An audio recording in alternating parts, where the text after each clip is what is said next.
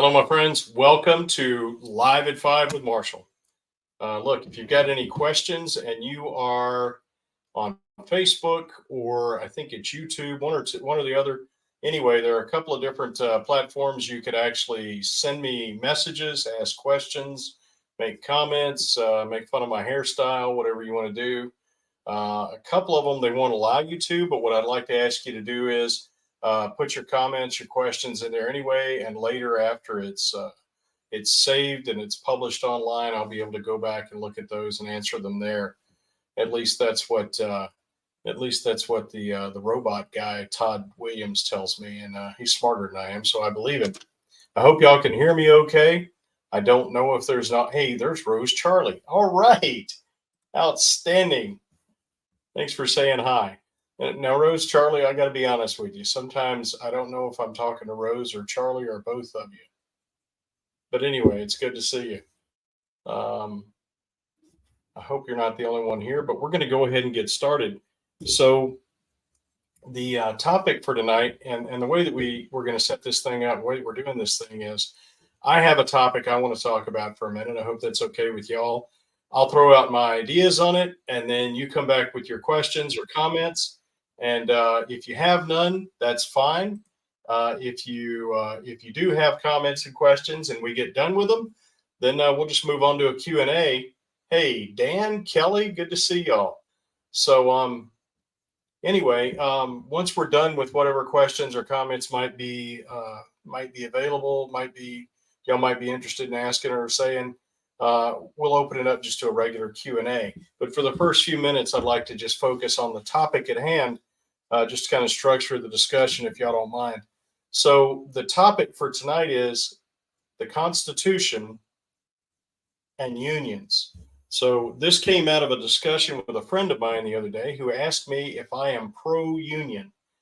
And the simple fact of the matter is I am pro every form of human interaction that allows people to express, hey, Barb, Sherry, good to see y'all, that allows individuals to freely exercise their natural rights. So what I'm saying is I believe in the right of free speech. I believe in the right of, and not just believe in them, but I will support them. I will lay down my life to uphold your rights to free speech and to assembly. You get to hang out with whoever you want to. It's none of the government's business. You get to say whatever you want.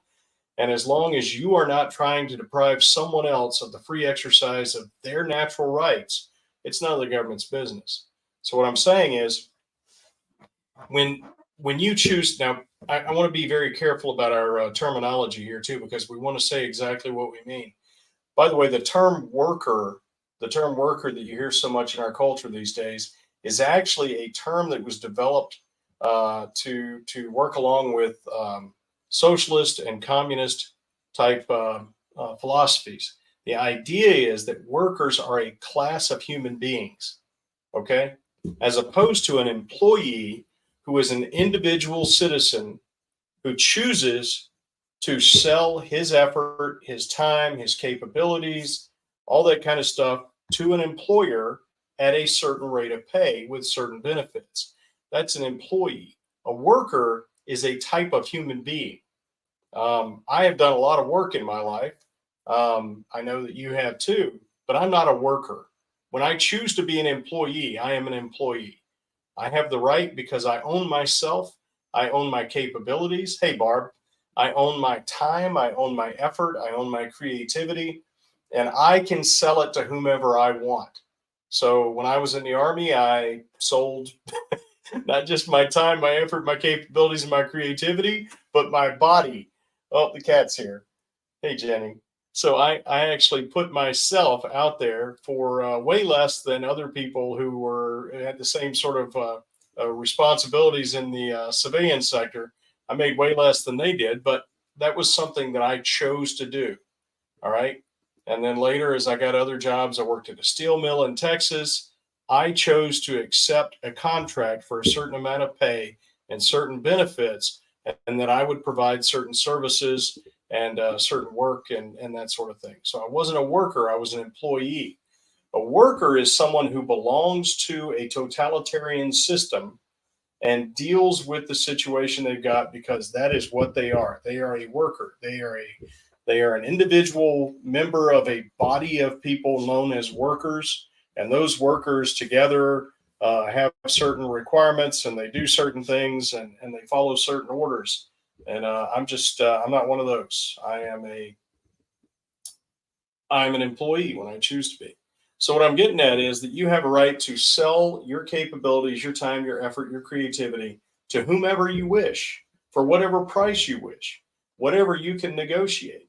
Now, of course, collective bargaining is the opportunity for a bunch of us employees to get together and let the employer know that we as a group have chosen as a group of individuals, have chosen to sell our services to that employer at a certain rate of pay or for a certain contracted benefits and pay and all that sort of things. So what is the problem with that? Is there something wrong with the people getting together and telling the boss, this group of individual employees, we will not continue to work for you. We will not continue to sell you our time and efforts and capabilities for less than this amount of money. No, of course not. That's perfectly acceptable. Where you run into trouble with that is that the owners of the business, whether it's a corporation which is owned by stockholders or whether it is a privately owned business, there's one guy who owns it 100%. And then, yeah, Kelly, I promise we'll get to that. We are talking about private businesses and private employees, individuals who work for a private business. And I thank you for bringing that up. I did intend to go there. You can associate together. You can go to the owner of the company and you can say, this is what we offer you. We will give you this high quality work and capabilities and effort. And in return, we need this from you to make it worth our while to be here. And they can say either sounds good, or they can say, I can't pay you that much. In which case, you have a couple of options. You can either say, oh, well, we didn't realize you couldn't pay us that much. Tell you what, we will take a decrease. We will work hard to build up this company, but what we would like is written into our contract, or we would like the chance to come back and renegotiate. Okay. That is how free people interact with each other. Now, the problem is, of course, that, business owners, just like everybody else, we're all people, and people, all men are corrupt. All of us are corrupt. So we have to presume that at some point there's going to be some dishonesty on either side, and probably in all likelihood, there's some dishonesty all the way around because we're all corrupt, every single one of us. So what we're getting at here is that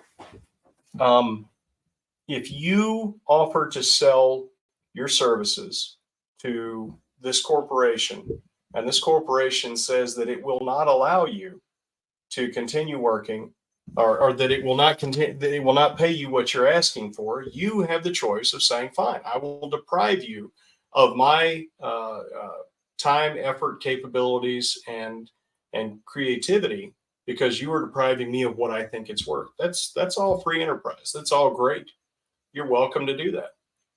And the thing is that they, if they have any sense, will realize when they have good quality employees who work hard, who are experienced, who know the job, that it's worth paying them enough to keep them on the job.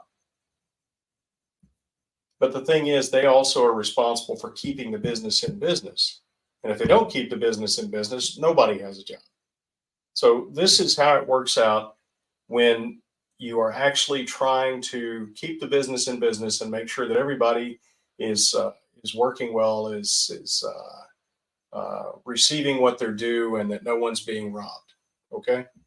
The problem is, at some point, somebody always tries to end up robbing somebody else. So there have to be conditions in place that prevent that. And those conditions in the free market are the contract that you negotiated, and your attorneys, and a judge. You can sue. Okay. You can deprive them of, if they break the contract with you, they're not paying you what you're due, and you deprive them of what you've offered in return for what you're due. It's that simple. So when it gets to the point that one side is trying to injure the other, whether it's to steal from them, whether it's to deprive them of the opportunity to work just to deprive them of the opportunity to work, and that means the company or the individual employees, whether it means physically trying to damage people, all of that is wrong. It's completely unacceptable. So am I pro-union? Yes, absolutely. I am pro-individual human beings doing the best they can to accomplish as much as they can and to associate with whoever they want and to earn the best that they can and to create the most wealth that they can. All for that. But when you get to the point where you're actually trying to shut the business down, or when the business is actually getting to the point where they're trying to prevent people from being able to work because they want to rob them instead of pay them what they're due, well, then you have a problem. Now, one of the great things that we have now that was not extant, didn't exist, decades ago, a couple of lifetimes ago, is, of course, we got the 40-hour work week. We got things that are accepted, not only encoded into law, but accepted in the hearts of the people of the United States of America. And we expect for the workplace to be safe, for the people to be able to do their job, and for them not to be harangued and treated like garbage and that sort of thing. I mean, that's even in the military. I was an infantry officer, and before that, I was an NCO. I was a sergeant, and you would expect that of all the places in the world where people get treated badly, the U.S. Army infantry would be the one place where you would expect that it's okay to mistreat people. But there, it's not. It's not okay. And the thing is that I depended on my men to keep me alive and to get the mission accomplished, and they depended on me for the same purpose. And we had to work together. Now, I knew officers who mistreated their subordinates, their subordinate leaders, as well as their soldiers, and they were unsuccessful. They did not accomplish things. So what I'm saying is that businesses that mistreat their employees, especially in a time like now where the unions have done the work of ensuring that the companies know there is a price to pay if you don't take care of your employees. And by take care of, I don't mean run their lives. I don't mean, give them all the benefits that you can imagine. I don't mean, necessarily have a ping pong table in the break room, whatever else it is. If that's what they want to do, that's fine. What I'm saying is to ensure the safety, the opportunity to work and to advance, if there is any, that it needs to be provided. It needs to be provided across the board to whoever can earn it by meeting the standard. That those things are absolutely required in the American workplace, and I agree 100%. What we have to do is we have to understand that, so cost of living increases, where do those come from? Well, first of all, they come from the government messing with taxes, messing with the economy, printing too much money so that each dollar is worth less, the Fed messing around with things. And that's not what tonight is about. But the thing is, when you want a cost of living increase, because the cost of living has actually increased, you have to understand that ultimately that cost of living increase is going to cause the cost of living to increase. So let's say you work in an automobile factory, you're making cars. That's great. And you go in and you say, look, it's too expensive to live. I need to make more money. And then you go on strike and you make it impossible for the business to continue producing cars for your neighbors. And then they have to go through all that renegotiation. And then they have to raise everyone's pay. And you have to understand that the pay is multiplied by every single employee. Then what ends up happening is the cost of cars goes up. And when the cost of cars goes up, the cost of everything else goes up. I hope y'all can see that. Now, that doesn't mean that if you're working in a car factory that you don't deserve to get paid what you're worth. What I'm saying is each individual human being has to pay attention and be responsible for the downstream effects of whatever decisions we make and whatever actions we take. So again, to recap, and then I'll open it up for questions. Every single human being has the right to negotiate. As an individual human being has the right to negotiate, and I would even say the duty, especially when you have a family, to negotiate for the best possible deal that you can get to sell your capabilities to an employer. And you have the right and perhaps even the duty to work with your fellow employees to ensure that all of you are being taken care of. And again, by being taken care of, I mean by getting By that, I mean receiving what is due to you. Okay. Not what you can shake down, but what is actually due to you. So let's open it up. I see Rich is saying California is talking about a $50 minimum wage. Do y'all want to talk about what a minimum wage does to us? All right. So when I was in high school, I had a couple of different jobs. I started out washing dishes at the local Italian restaurant. I was fortunate. The son of the owners was a friend of mine from school, and he got me the job. Now, I was the son of a single mom. She was trying to raise 3 kids. I didn't get any money out of this. All right, that went into the family kitty. It paid for groceries. My mom used the money that I made. I didn't make much, but it was for the family. So I went and took this job washing dishes. I made very little money. There were 2 dishwashers there. The other one was a buddy of mine named Mike. Now, if Mike and I had decided that our work was more valuable than what we were being paid and had gone to Mr. Tony and said, yes, his name was Mr. Tony, and said, we refuse to show up for work from now on until you double our pay or until you increase our pay. Mr. Tony would say, it's been nice knowing you, boys. Take care now. So what I'm getting at is you've got to understand what your labor, what your capabilities, what your knowledge and your experience are actually worth on the market. And that is not established by your boss. That is established by the market. Okay. So if you work at McDonald's and you say you want $15 an hour to make McDonald's hamburgers, you have to understand that the reason people buy hamburgers at McDonald's is not because they're fantastic, because they're not. It's not because it's wonderful food. It's because it's cheap and it's quick. That's why. That's why people eat fast food. It's cheap and it's quick. So if you take away one of those incentives to buy food from your employer, in other words, it's not cheap anymore. And God forbid that you should do your job in such a way that it's not quick. Then you have to assume that at some point your employer is going to find someone who will make cheap, quick food because that is their market. They make money off of people buying cheap, quick food.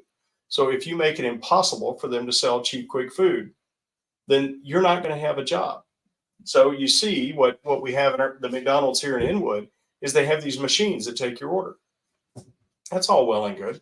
The problem is though that some person could have been taking that order for $12 an hour, but when they decided that they needed $15 an hour, the company literally did a cost benefit analysis and said, you know what? We can't sell cheap food, quick, cheap food if we pay people more than this amount of money. And of course, a lot of people get really upset about that. And they say, well, the thing is that company has so many billions of dollars and blah, blah, blah. And the problem is they don't understand that the company still has to make money. And you say, why? I mean, all they're doing is trying to sell hamburgers, and they should pay people to make hamburgers so they can sell hamburgers. And if you cut out the whole concept of the people who own the company, and of course, in this case, it's a corporation which is owned by stockholders, which could be you or me, but the stockholders expect to make a profit. Otherwise, they won't invest in the company, and the company will die, and you won't have a job. And it really disturbs me that a lot of people don't understand that. They seem to think that just because a company exists and because it has so much money flowing through its coffers, that it should just take a bunch of that money and give it to people. But the thing is that the company exists to make money. You have a job at the company to make money. You don't go to McDonald's and make hamburgers because you just thoroughly enjoy making cheap, quick hamburgers. You go because you need the money. Well, that's why they make hamburgers. That's why they sell hamburgers, because they need the money. They want the money. Even if they just want it, that's okay. That's how the market works. And so for someone to demand that a company pay them so much, and keep in mind, it's not just them, it's every other employee, is going to get that pay raise. So you have to multiply it by however many people they employ. If you're going to take away their profit, they are not going to continue doing what they're doing. There's no motive for that. That doesn't make sense. And when you get to the point where you're demanding that people take their money their time, their capabilities, and invest it into starting a business and then hiring people, and then you take away their opportunity to get a paycheck out of it, that's called slavery, folks. It's called slavery. It's just like when you demand that a doctor provide you medical treatment, and you're going to tell him how much you're going to pay him. You know, he gets to offer his medical treatment on the market, and you get to decide whether or not you want it, whether or not you can afford it. Now, of course, there are ways to make sure you can afford it, and responsible adults generally engage in those ways. And sometimes they're not enough. Sometimes tragedy strikes and terrible things happen. But the fact of the matter is, you can't walk around just demanding that people give you things. Now, let's look at it from the opposite side. Yeah, Barb says businesses are leaving Oakland in droves because of minimum wage and theft. Theft, well, that's a completely different thing we need to get off on. But now, from the business side, if you own a business and you refuse to pay people for their time and effort and capabilities, and they leave, you can't run your business. And if you only pay enough to hire people who will stay, you have to presume that the reason they're staying is because they can't get a better job, because they can't get a job where they get paid more money, which means they're probably not a high quality employee anyway. Now, I'm not talking about their value as a human being. I'm talking about, hey, Jenny, how you doing? I'm talking about their quality as a person who performs this service. So let's say you run a car shop. You know, you're repairing cars. You're a mechanic, and you hire mechanics who either can't get the job done, or take all day to get simple jobs done, or who strip out, you know, the drain pan on the drain plug on the oil pan, and people drive off and they lose all their oil and their engine burns up. You know, if you've got somebody like that, you can't afford as a business owner to continue to employ people like that. They have to do the job. They have to earn the money. Otherwise, you don't have a business. Right. We're getting there, Kelly, I promise. So all of these things are perfectly acceptable. And the reason I'm saying all this, and I'm saying it as intensely as I am, is because the question I was initially asked that started this conversation was, do you support unions? Yes, I support the free association of individual human beings who work in a private business to negotiate for the best contract they can get. Now, I also expect that they should understand they have to work hard, provide the service or the product that's required, and do the job according to the contract. So there's that. And Kelly keeps reminding me that I need to get into public unions, which is a completely different issue. And I want you to take all the stuff that I just said, and I want you to consider the fact that public unions, public employee unions, represent people who work for the government, who are literally government agents, whether that's public school teachers. And if it bothers you that I'm calling public school teachers government agents, I regret that it bothers you, but you need to consider the fact that they work for the government. They represent the government. That's what they do. They are government employees. Otherwise, why is the legislature responsible for making sure that they get paid and all that kind of stuff? It's because they work for the government. Now, when I was a soldier for 20 years, I worked for the government. I was a government agent. And you know what? I didn't have anybody negotiating for me to get a pay raise. I just did my job. I enlisted, I signed up, I took my commission when I finally got my commission, and I did the job at a published pay rate. Now, we occasionally got cost of living increases, but once again, that was not something that we had a union that negotiated. So the point of the matter is that when you have employees of the government, they are literally representatives of the government. In other words, they are agents of the government, which means that they literally are the government. Those people have to negotiate. If they have a union, that union is negotiating for the government against the taxpayers to demand a pay increase. Do you see what I'm saying? Yes, Kelly, thank you. I do appreciate you keeping me on track and making sure I'm going where we're supposed to go. So the idea here is that you literally have a private entity, a union, negotiating in the name of the government against the taxpayers, against the citizens, to demand more money from the citizens so that they can get a pay increase or better benefits or whatever. Now, do public employees deserve to make enough money to get by in the current economy? Well, the good ones do, and the ones who aren't good, the ones who are meeting the standard, should have their contracts fulfilled, and they should consideration should be given for how much it costs to live, and they should, get regular cost of living increases. Should they be able to shut down the government services to demand those increases? Absolutely not. Absolutely not. And here's why. The government exists for one reason and one reason only, and that is to secure the natural rights of each individual citizen. And any portion of the government that doesn't do that needs to be shut down because it's illicit.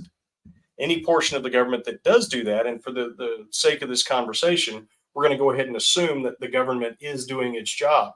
When you, as a government employee or as a union member in the government, public union member, decide that you are going to walk off the job, you are literally depriving the citizens of their natural rights.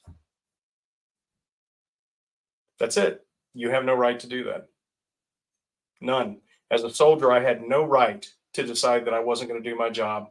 Had I chosen to do that, I would have been put in prison, and rightfully so. It's that simple. So in West Virginia, under the U.S. Constitution, this is not true, but in West Virginia, a thorough and efficient education is listed in the Constitution as a right that each of our minor citizens has and that we owe to them. So when someone chooses to not provide the government service, which they were employed to provide, what they're actually doing is they're literally depriving someone of a right that the government is there to guarantee. Okay. Right. Okay. Cassie Dunn. I hope all that made sense. And I hope that you will, if you have any questions or concerns about what I said, you'll give me the chance to address those by typing comments at the bottom.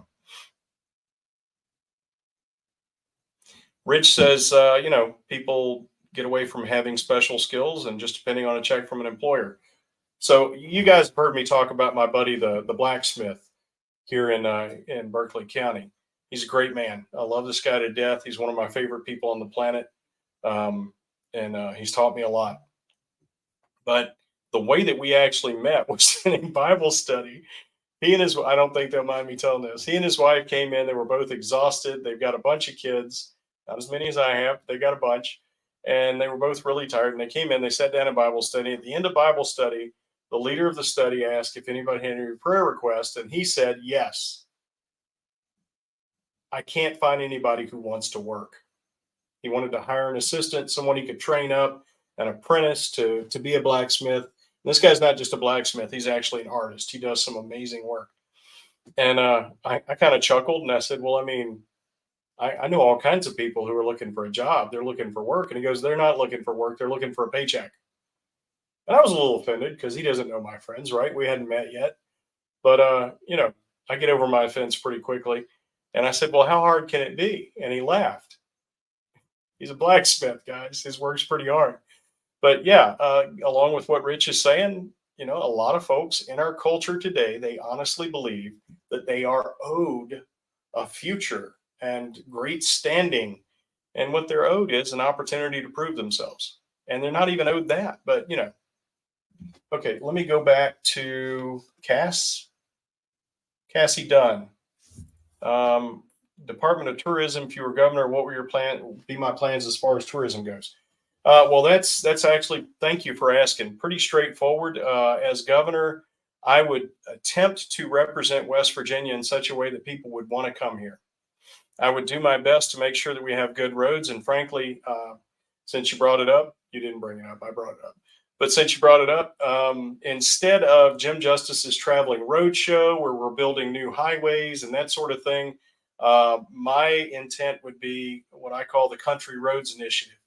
I'd like to fix the roads that are by your house that you drive on to go to work, to go to school, to go to church. The the grocery store, your roads, the ones in your local neighborhoods.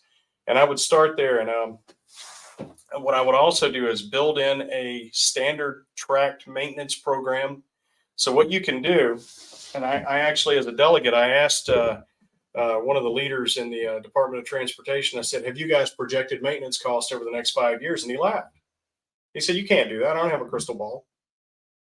I said, okay, well, I did it in the Army for a vast amount of equipment of various types. And I was able to sit down and say, based on our historic efforts, we have spent this much money on these types of replacement parts and this kind of POL, petroleum, oil, and lubricants. We've done, these are the things we have to do to be mission ready at all times. And to do that, on average, we spend this much per month. And so to maintain this capability, I have to have this much money available. Wasn't easy. And of course it's never dead on target, but you can still project these things. I think y'all can understand what I'm saying. And this gentleman who is a senior leader in the Department of Transportation laughed and said, well, I don't have a crystal ball. So what I'm getting at is that a lot of people think that we're just supposed to build roads, and whenever they break, we're supposed to fix them. And that never works in any kind of a system. You have to project out cost and resources and time and downtime on the road. You have to be able to say, look, for, in 5 years, we're going to have to do this in the summer because it's pretty intensive work. And, if we get snow, we're not going to be able to do the work.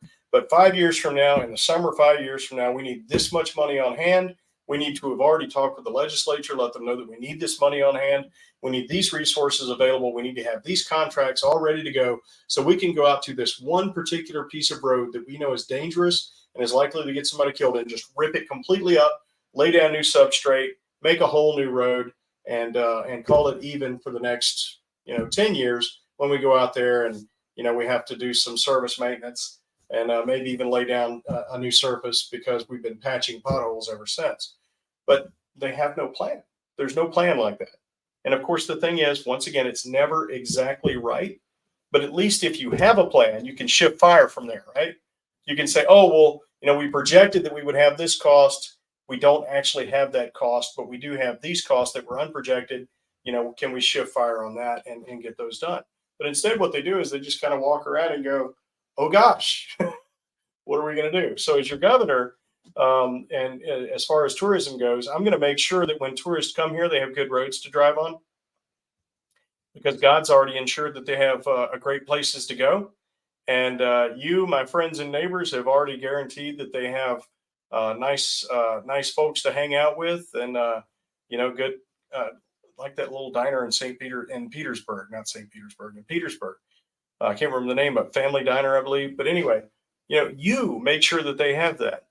And God's already provided the draw, which is our beautiful state. And as long as they've got good people to do business with when they come, and the government makes it possible for them to get here by maintaining the roads and then cutting the cost of doing business here, I think that pretty much is the government's responsibility. Now, once again, I'll try to represent you outside West Virginia in such a way that people say, well, heck yeah, I want to go check these people out. And, might do some commercials and stuff. But I don't think that the government has a right to take money from taxpayers and then have big commercials and tourism programs for the state of West Virginia.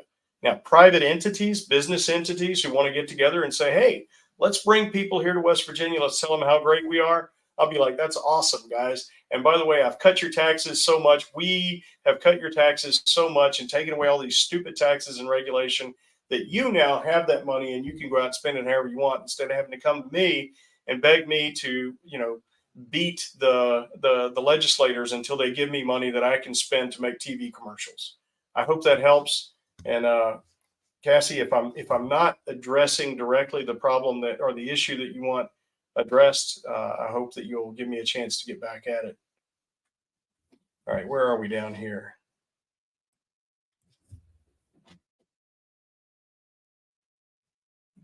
Sherry, yes, absolutely they were. As a matter of fact, the Attorney General gave a ruling on that. He said that they were breaking the law. I am. I'm not saying that I would go arrest a bunch of people, but I would say that there is standing to end their contract. And of course, the next problem is people say, "Oh, well, if you fire all the teachers, what are we going to do?" Well, look back at Ronald Reagan, what he did with the air traffic controllers. Yeah, there was a huge hiccup in the system, but it works way better now. Simple fact of the matter is, people have a right to be paid for the services they provide. The situation we were in a couple of years ago when the public employees went on strike was that they had not received an actual raise since the 70s. That's criminal. That's insane. That should never have happened. Of course they're unhappy. Of course they're at the end of their rope and ready to do something crazy. Thank you, Miss Cassie. I'm honored. Now, that doesn't mean that once you're at the point, you're at the end of your rope and you feel like doing something crazy, that you need to go ahead and do it. What I'm saying is, it's completely understandable that they were completely miserable with their jobs. Now, there's a lot more here than just their pay. There are also all sorts of internal controls and requirements that should never exist. So, you make me your governor, and I will fight to make the State Board of Education a consultancy rather than a directorate. In other words, they don't tell teachers how to run their classrooms. They provide resources and training opportunities and ideas to help them to deal with issues. But meanwhile, they just leave them alone. Okay. What you have now is a bunch of people who sit in Charleston, they make decisions, and then they pass them out as edicts. All right. So here's the deal. Here's the way it breaks down. Parents are responsible for their children's behavior and performance in school. The state is required to provide an opportunity for a thorough and efficient education to the students of this state. If the students of this state or any individual student refuses to accept that gift of a thorough and efficient education at no monetary cost to them, then their parents need to deal with that. Okay, the teachers can't make the kids learn. I've actually tried to do that before. It doesn't work. By the way, I was one of those kids. So I was convinced that whatever was going on in the classroom was boring and stupid, and I didn't need it. And I was a lot more entertaining than the teacher. My jokes were a lot funnier, and nobody really cared what the teacher had to say anyway. I was wrong. And when I was in the 8th grade, the principal, who knew my dad personally, called my dad up, invited him over. They had a nice talk. My dad came home and had a not so nice talk with me. And you'd be amazed. You'd be amazed. All of a sudden, I realized that I just needed to shut up and let the teacher do her job. Her job was to provide the opportunity for an education to the other students in the class and to me. Now, I could sit quietly and refuse to receive that education. What I couldn't do was deprive other people of the opportunity to receive the education that they had a right to. And that is on the parents, 100%. Now, I hear a lot of you out there saying, well, a lot of these kids don't live with their parents. A lot of them are, their families are busted up. And I get it. I get that that's a problem. That does not change the fact that the responsibility lies with the parents, not with the teachers. Teachers should be allowed to maintain order in their classrooms so that they can then do their job and provide the opportunity for a thorough academic education to their students. Teachers are not there to teach worldview, to teach religion or philosophy or anything like that. They are there to teach their academic topic. If you're a math teacher, you teach math. You do it to the best of your ability, and by God, you are doing great work if you can actually get the kids in your class to learn the principles of mathematics. And God bless you. That's what you're there for. And there's nothing more that should be required of you than to maintain order, provide that opportunity to learn. We've got educated adults in the classroom who should be allowed to do their job without somebody demanding all sorts of other crazy things from them. All right, next, local school boards or local administrations run the local schools. Now, they run them with the intent of providing that academic education to those students, and that's it. All right, you're in the classroom, you're there to learn an academic topic. You are not there to learn about your teacher's sexuality. You're not there to learn about your teacher's religious beliefs. You are there to learn that topic.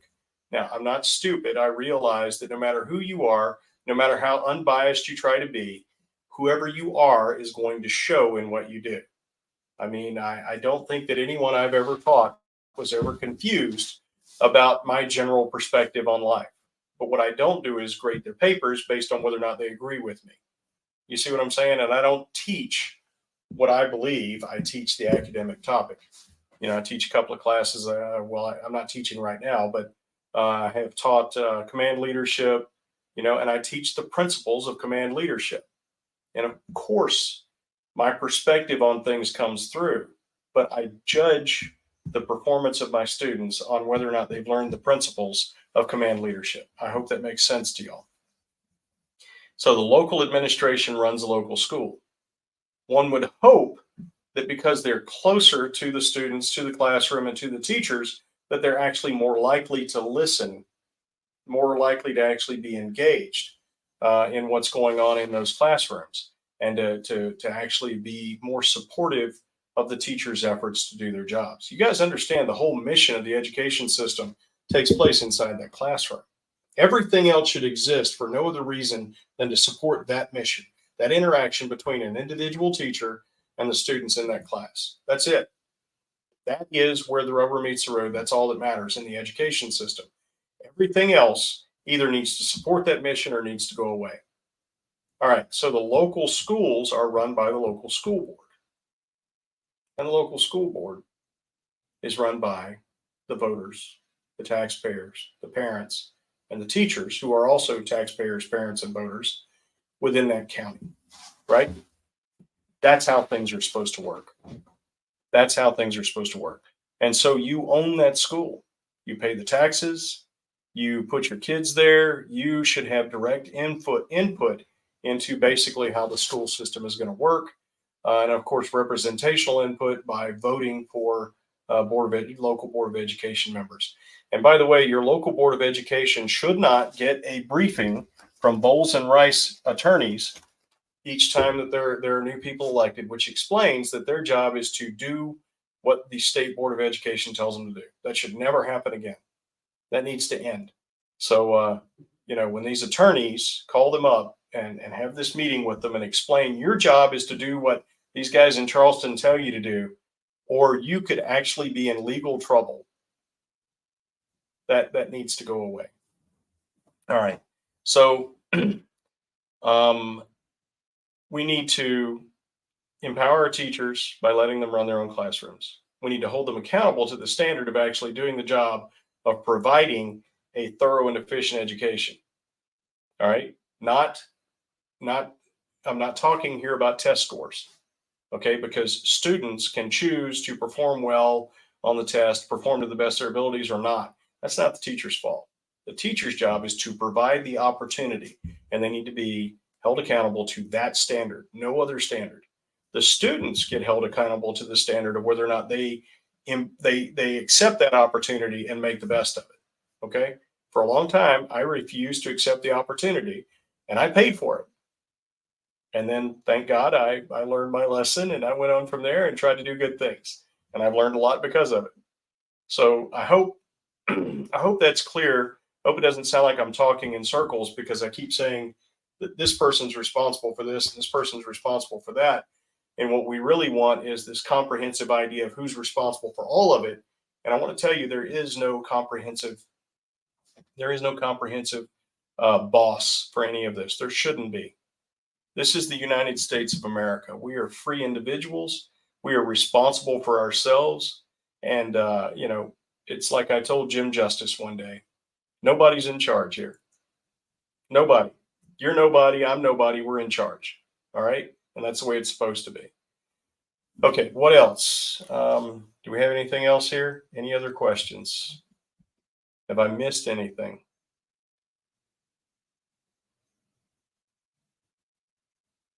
All right. What else y'all want to talk about? It's free Q&A time.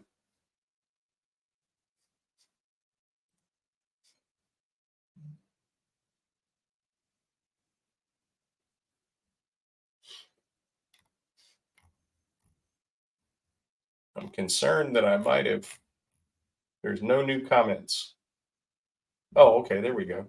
Sherry says, shortage of teachers and a half for years. Thank you, putting that up, Todd.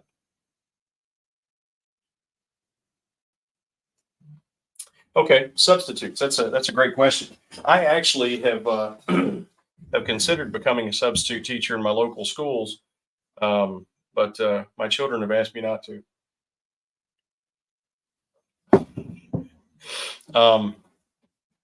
So let's talk about that for a minute. First of all, a substitute. Hey, Marie, how are you? We'll get to that in just a minute, if you don't mind. So effectively, anyone who is teaching students should be capable of teaching that topic, of teaching that academic subject. However, because we have such a shortage, then it's awfully hard to get qualified people to do the job. And this actually goes back to what we were talking about a while ago, which is that if you don't pay people what they're worth, you're going to lose the people who are worth paying. I hope that makes sense. So quality people, just like you and me, we have a right to say, I'm not working for that wage. And that really happens in West Virginia. I think it's about 44 to 55% of the populace of West Virginia lives within just a few miles of the border with another state, whether that's Ohio, Pennsylvania, Kentucky. Over here where I live, it's Maryland and West Virginia. I mean, Maryland and Virginia. I live in the Eastern Panhandle, so we've got Maryland just a couple miles to the north, and Virginia just a couple miles south. I live right off I-81. So, I mean, people they can live here in West Virginia and take advantage of the beautiful places we have to live and to hang out, and the great churches and the great people, and the low taxes, relatively speaking, because keep in mind I'm right next to Maryland and Northern Virginia. So, but then they can go over to Northern Virginia or Maryland and get a job making 2.5, 3 times what they're making here. What do you expect them to do? Of course, anybody would do it. Anybody would choose to live here in this beautiful community among these good people and take the higher paying job.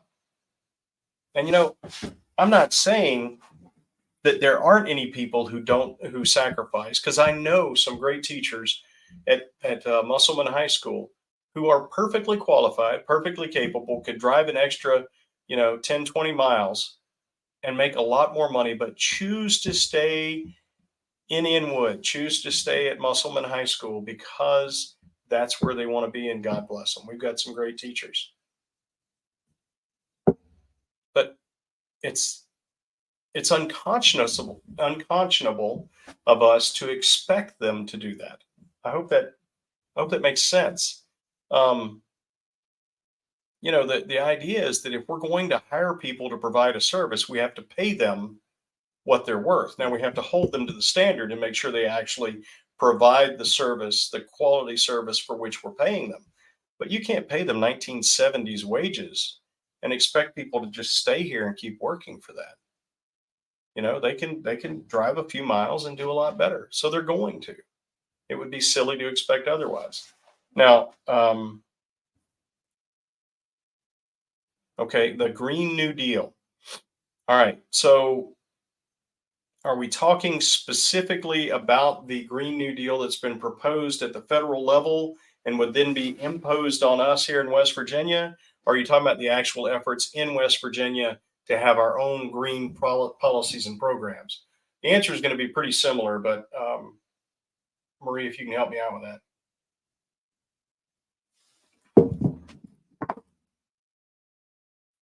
I hope you don't mind me going off on a little philosophy about this real quick, because you guys know that more than anything else, I'm interested in the philosophy, the reasons, the ideas behind why we do everything we do. So I hope you guys understand that it is standard human practice for those. Yes. Okay. Thanks for clarifying. I can get on that in just a second. Let me throw out this philosophy real quick and I'll get on that. Okay. So first of all, it is standard practice in any human society, but especially in one that has a strong bent towards totalitarianism, especially uh, if if um, if the people have lost track of their principles and their roots. Okay, and I hope everybody understands that I'm actually describing postmodern America, the America we live in right now. Um, so, first of all, you understand that if people get you emotional, if people do things that get your emotions riled up, they're doing it intentionally. And that the reason, generally speaking, that people want you emotionally wound up is because they want you to stop thinking. Does that make sense? The idea behind getting your emotions engaged is to get you to disengage your brain. All right. So there are some very real issues that we have dealt with in our society and that we need to continue to deal with and that need to be rectified. I mean, I'm going to throw the obvious ones out there, racial injustice. It's very obvious that it was not okay to deny people who lived in this country the right to vote. People who, for no other reason than because they had a better tan than I do, were denied the right to vote. That's wrong. All men are created equal. We're all endowed by the Creator with certain unalienable rights. We have the right to. We should be. We should exercise those rights. Okay. The vote for women. Right. It was foolish to say that women don't have a right to make their own decisions. Anyway, those things have been dealt with, and I think they've been corrected. Now, they can't be corrected in the hearts of every single human being. All right. They have to be corrected at an institutional level. So, what we have to do is make sure that the government is not providing cover for people who are behaving badly, and that the government doesn't hold one person's rights uh, more inviolate than another's. Right? All men. And by the word men there, classical sense, the term man describes a creature, both the male and female of that creature, of which we are all members of that creature. So all men are created equal. Every single human being is created with the same set of rights, right? The government exists only to secure those rights. So the problem is that once there is an identified problem that gets people riled up and gets them to give money and give their votes and invest their time and effort into forwarding this idea, then what happens is people who are really good at organizing, because it's their focus, because they like to be in charge, they like to make other people do things, and even they might have a desire beyond all that to build a new society where they're in charge. These people really exist. Okay. So what they'll do is they'll infiltrate that organization. Um, the um, the environmental movement of the '60s that became the environmental movement of the '70s, and then transmogrified into something completely other. Started out with "Don't poison our kids," you know. We like to go fishing every now and then, so don't poison our rivers. Quit dumping chemicals all over the place. Quit trying to kill us. That it started there, and then it became, well, we're going to run your businesses for you. We're going to destroy businesses because we want to be in charge. We don't like you, and we want to run you out of business. We want to use the monopoly of force of the government to compel you to behave the way that we want you to behave. Right? So the thing is that these movements, once they become strong, once they have people engaged, people who are committed to the movement, and they have sworn allegiance, at least internally, to the movement. These people will infiltrate the movement and transmogrify it into something completely different. But wear its old trappings as a skin suit. I realize how that might sound very strange to people. And I understand that it's a hard concept to actually accept. But I've spent a lot of time doing the research on this, and it is a fact. For example, and Marie, I promise I'm getting back around to the Green New Deal. I am. For example, um, the Tea Party. What happened to the Tea Party? the taxed enough already party. It built up some momentum. It gained strength. It was changing things. It was making a difference. And then the Republican Party leadership, the establishment, said, wow, we can't get rid of these guys. And look at all they've accomplished. All we can do is subsume them, consume them, and then wear their skin as a suit. And that's what happened to the Tea Party. It was consumed by it's all of its momentum, all of its resources. Most of the people that they got elected, they were consumed by the Republican Party, which then, once it had used that momentum to forward itself, and that's especially true in West Virginia, it simply slipped back to where it was before, and here we are. You know, and that I don't mean to make this about myself. Oh, here comes my buddy Fillion. I don't mean to make this about myself, but hopefully that will help people to understand. All these people keep asking me, well, why didn't you stay in the Republican Party and fix things from within? Well, because I did the strategic analysis and figured out that that would never work. Because all they do is they accept the momentum that you bring. And I would actually, if I ever did that, I would actually be betraying all of you guys, all of the time and effort and the encouragement that you've given me, and just handing it over to the people who are consuming us. All right. So all of that to say, let's get back to the Green New Deal, and specifically the solar farms. Okay. So Marie, you know that I live here in Berkeley County, which is next door to Jefferson County, where a lot of this is happening. And I'm fairly aware of what's going on. You probably know that the two rebel county commissioners are good friends of mine. And so what's going on is that these people I'm talking about who insinuate themselves in and then they assume control have done so in Jefferson County. And they are working with their buddies who are in the industry, and they are actually compelling the people of Jefferson County to accept these massive solar farms. Well, there are a couple of problems with that. And the primary one being that the people of Jefferson County didn't make this determination. It was a small group of people who basically determined they weren't going to be transparent. They weren't going to let anyone else have any say so, and actually enacted in their process as a governing body, enacted corrupt processes. So I know that your question is about the Green New Deal, which to most people would mean the ideas behind it all. But I also understand that when you bring up the solar panels, the solar farms or factories, that you're actually referring to the process by which these are being forced on people in Jefferson County.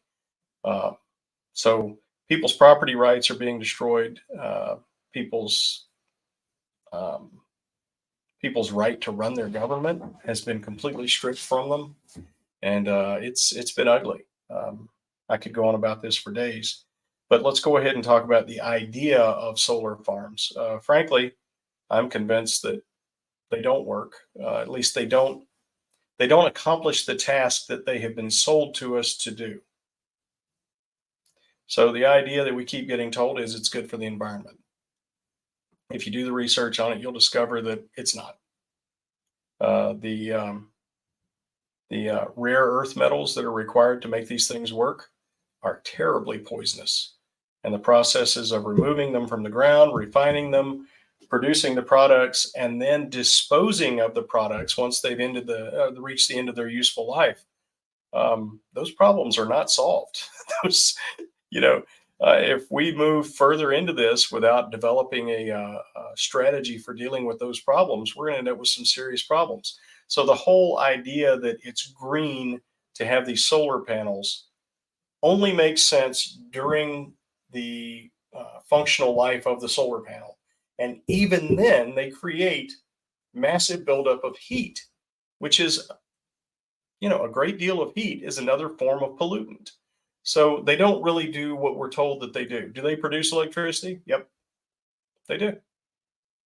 But let's not lie about it.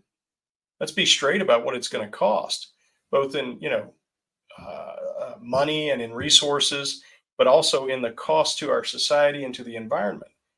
I don't want anybody lying about petroleum or coal either. They're expensive. They're dangerous. The work of extracting them from the ground is dangerous and it's filthy. We have to ensure that our kids aren't going to be poisoned by these processes. But you know what? We just got to be honest about it. Okay. And then really beyond all of that, there's the idea of I am not a fan of the government taking money from people and giving it to other people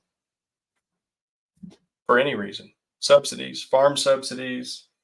The problem is that when I was in the House of Delegates, I had people from the solar industry continuously come to me and say, "Why are you destroying the solar industry?" And say, "I'm not anything. I don't have a problem with it. Go out there and make it happen.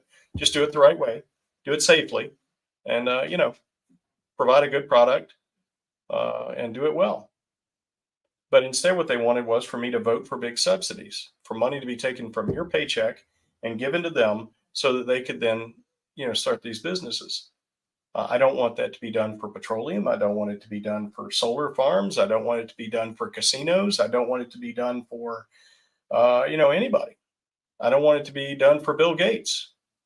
Your money is your money. The government doesn't have any right to take it from you, and the government doesn't have the right to decide which businesses succeed and which don't. Open up the free market, get after it, make it happen. Don't kill anybody, and respect people's private property rights. Sherry, basically the same thing with the windmills. I don't want to subsidize them. I don't want you paying for them. I think that if companies can actually provide what they promise, then that's great. Open it up, get you some investors, produce great products, and then go out there and install them and maintain them and do a great job. I don't think it'll work. That's just me personally, because I've done the research on the physics involved and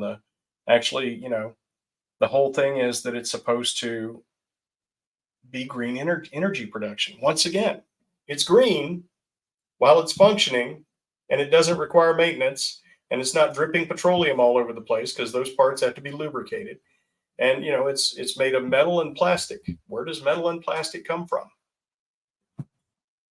They're just don't lie about it. Just don't make up this idea that it's some magical hoop-de-doo that's all made out of green processes and it's all clean and beautiful and we just make it all out of the air and water crystals. And look, this stuff's dug up out of the ground. It's nasty. Okay. The process is to actually make the products, to make the substances from which these products are made is nasty.